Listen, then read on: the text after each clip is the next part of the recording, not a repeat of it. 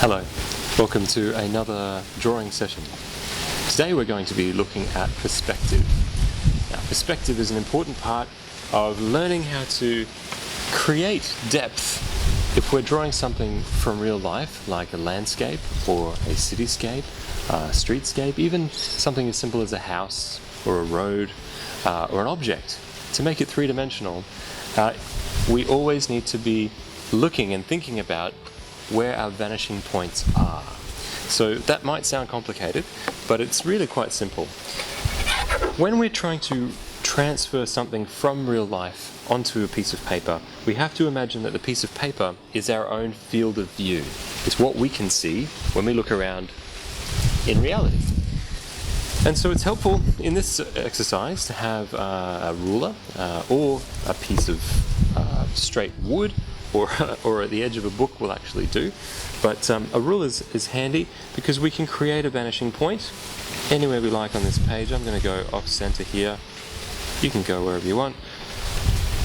That vanishing point in first or single point perspective, 1 point perspective, is along a horizon line. The horizon line, if you think about where the ocean meets the sky, it's the same thing. It's like this flat line where we have above and below. So, my vanishing point is here. For the sake of simplicity, because this is going to be a quick one, we're going to talk about second 2-point perspective and 3-point perspective as well today. I'm just going to start to draw some lines towards that vanishing point. So I might start with this one here, going all the way to it. And then another one here, that's also going to go all the way almost to it. And that could be a road. Make some markings on that road. Very crude, but suddenly we have a horizon line and we have a road.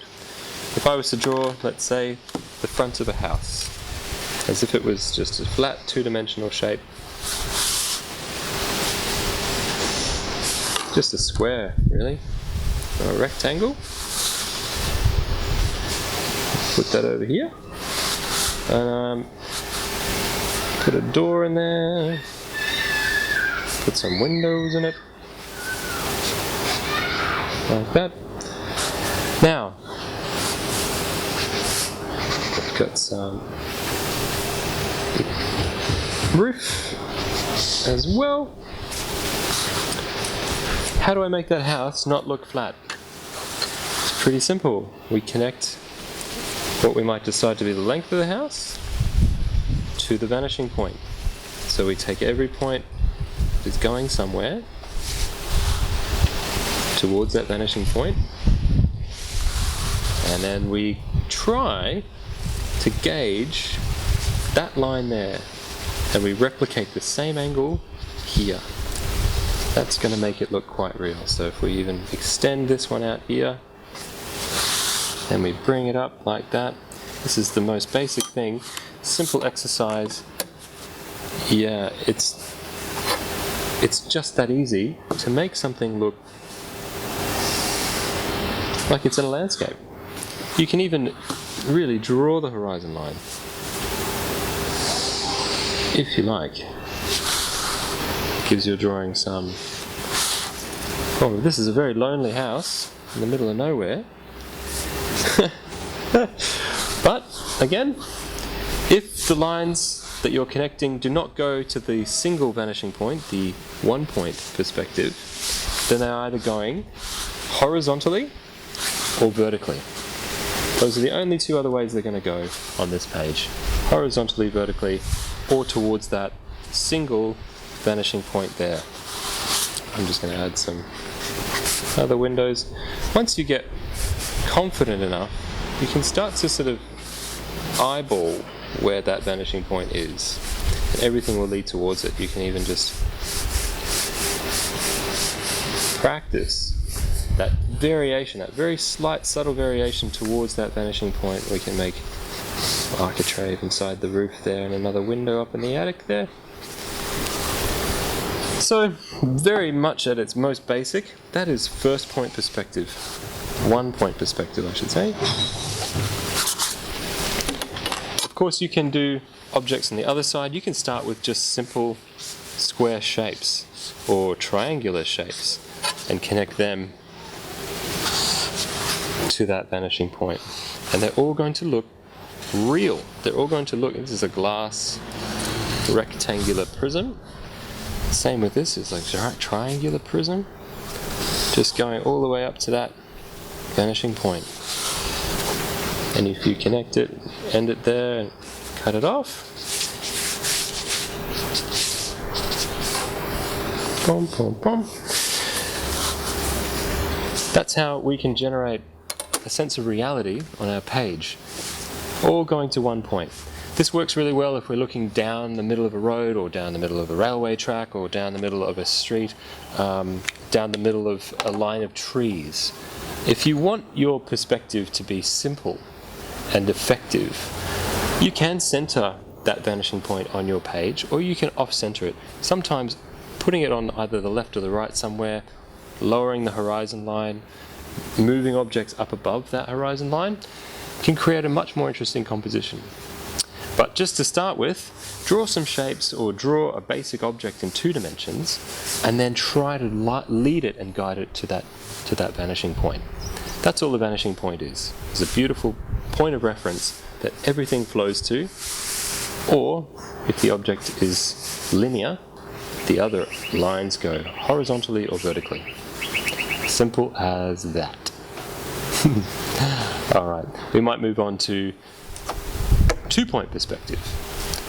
Let's have a look at 2-point perspective. Okay, so we've got a new piece of paper here, we're reset. Now we're looking at 2-point perspective. So that basically means that there's 2 vanishing points instead of 1. They still exist on a horizon line, so we can draw in our horizon line wherever we like. Might be nice to start around the middle of the page, go across there like that, and then we decide where those 2 vanishing points are going to go. So there might be one here, one over here. Normally they're going to be, for the sake of experimentation, towards the edges of the paper. And now, instead of with 1-point perspective where things are either heading towards that 1 point or they're going horizontally or vertically, now we only have things either going vertically or towards one of those 2 vanishing points. So the vanishing point has taken, the second vanishing point has almost taken the place of a horizontal line. We don't need them anymore. So we can, let's say we want to do another house, draw in some vertical lines for the corners of that house, here and here, one over here. And this is going to be quite crude because I've overdrawn. I can basically join that corner to this corner towards the vanishing point. Same over here. This corner to that corner towards the vanishing point. And we're going over the horizon line, so we're sitting somewhere looking square on almost at this house. We're going to join that line to that line at the top there. That's the near where the roof begins of that house. Oh, and this one's interesting. So, you can ignore all that. Or we can make that into something else. Then we can create a roof, so we can even go a bit further up, joining that down to this part. Again, just following any line you're making towards the horizon line. And the same there. A bit further, that's going to be our roof. So we can decide how steep our roof is going to be. Same over here, down towards that second vanishing point again. And we can create a corner of the roof. Now, for the sake of realism, where do you think that point's going to go to? It's not going to keep going to create the back half of that roof. It's going to go back to the other vanishing point. So it's going to go in there somewhere. Same with this one over here. We're looking at and thinking about the reality of objects. And so, as a rough guide, there we are. We can make some more horizontal lines. We can create a door like this on this side. That's going to go to the vanishing point as well. We can join that down. We've got maybe some windows over here, so we can draw them in. And they're all going to go towards that vanishing point over there. And that is a very fundamental and basic way in which to understand now, instead of having horizontal and vertical lines in single point perspective leading to one vanishing point, we have two vanishing points, no horizontal lines. They're all going towards those points, so we're getting a different sense of the object. And we can draw in a horizon line there, which gives our house a sense of stability, a sense of groundedness.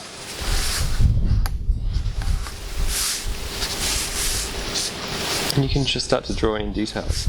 Okay, so on to third point, or 3-point perspective.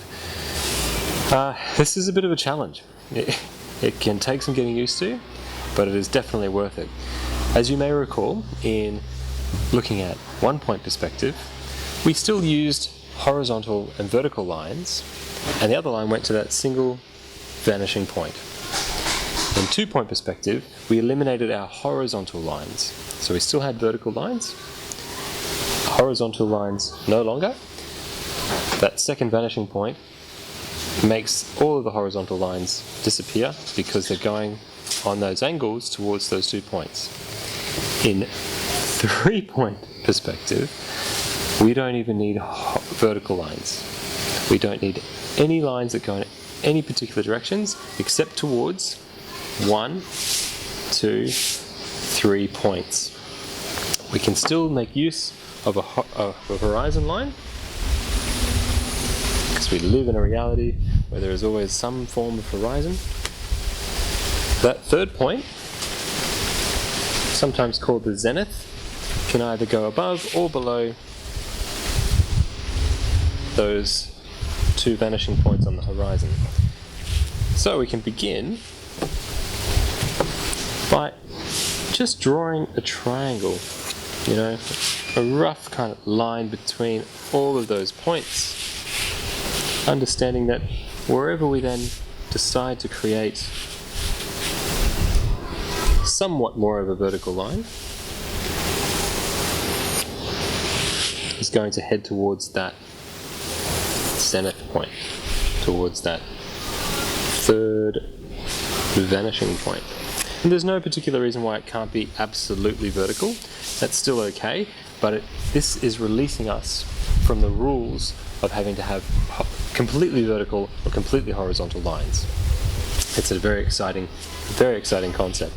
So, in this case, we can then start to form an object by, again, using those 2 vanishing points on the horizon line.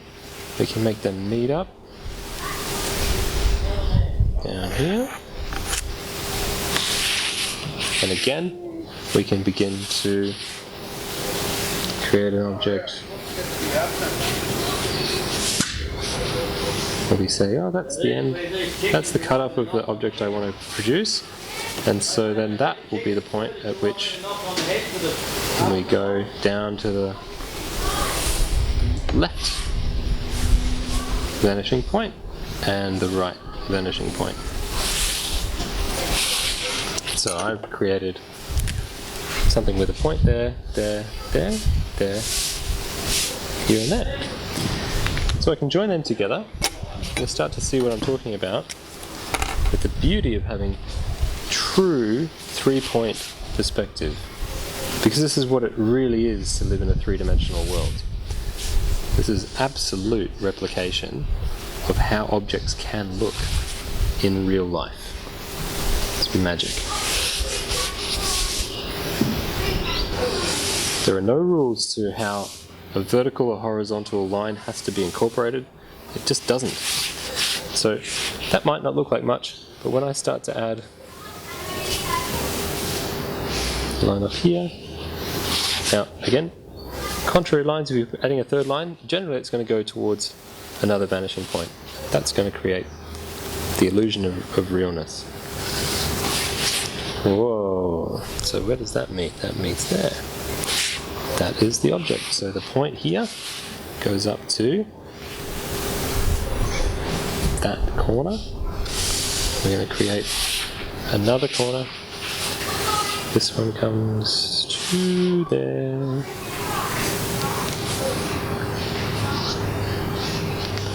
That one goes to there. And that's where you start to see a fully formed three-dimensional object without conforming to any rules of horizontal, vertical, plain paper use. It's not a two-dimensional object anymore. It is fully able to be manipulated towards whatever objective you want. Now that's quite advanced. Three-point perspective is a very complicated idea to get your head around, but it's definitely worth exploring. It's definitely worth thinking about, because the more we can create things in our own environment, the more that we can replicate, whether it's a geometric pattern or an abstract pattern with a sense of reality, the further we can go with our practice. I would encourage you to just experiment with using those 3 points and playing with where the horizon line goes, playing with where those two vanishing points on that line go, and where your zenith goes, up or below, above or below, doesn't matter. So those are the 3 different types of perspective drawing. I would love to show you an example of MC Escher's. I will just put it up right now. A beautiful drawing, a very mysterious and incredibly complex drawing of in 3-point perspective. It's the kind of thing that you can achieve just by understanding the basic principles of how this works. Well, thank you, and I'll see you next time.